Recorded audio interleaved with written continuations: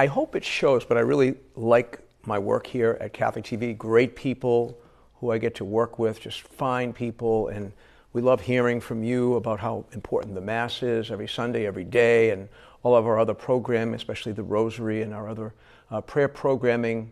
But you can feel the Holy Spirit at work here, and I mean that. It's a very friendly, faith-filled place, a lot of creative genius at work. God's Holy Spirit dwells here at Catholic TV. You're probably not surprised to hear me say that. It's a fact. You should be quite proud of this TV network that you have built. You can almost smell the Spirit here.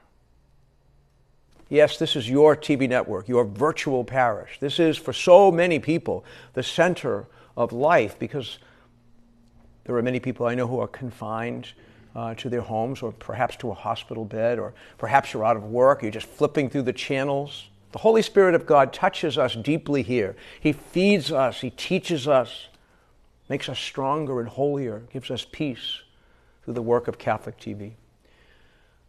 I know that's the case because like I say, I read the mail, the prayer intentions, and all the rest.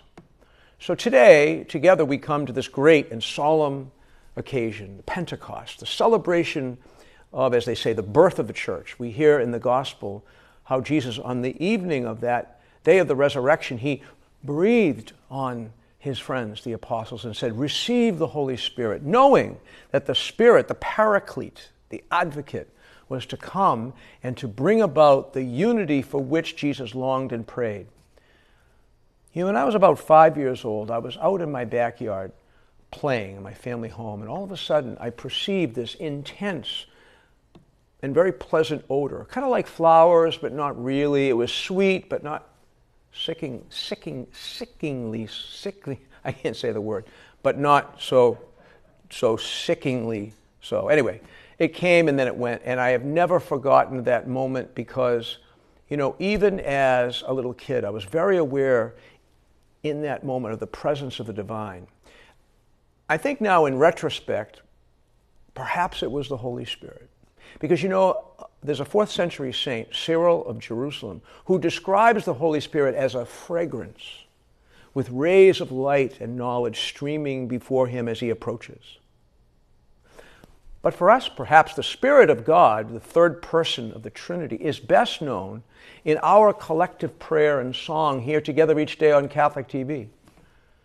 The Spirit is found in the attentiveness of your prayer with me when we meditate on the mysteries of the Holy Rosary. The Holy Spirit is powerfully experienced in the humble confessions of those who approach the sacrament of penance, including myself. Likewise, the Holy Spirit is discovered in the journey of marriage and in the persistent dedication and tough love of parents. We witness the gentle power of the Holy Spirit in the way that young people consciously commit themselves to living their Catholic faith in a very difficult moment in our human history, or in the many good works that are done for the poor and the struggling. Pentecost, the pouring out of the Holy Spirit on this church of ours, is truly our feast as the church. Clearly, the Holy Spirit of God can be found gently living among us and within us. We have only to look. However, we can never be satisfied until every last person who has been given faith has heard the message of the gospel and been touched, or even smelled the fragrance of the Holy Spirit. For we know that God's Holy Spirit lives and breathes His life right here. Lord, send your Holy Spirit to renew our faith, renew the face of the earth.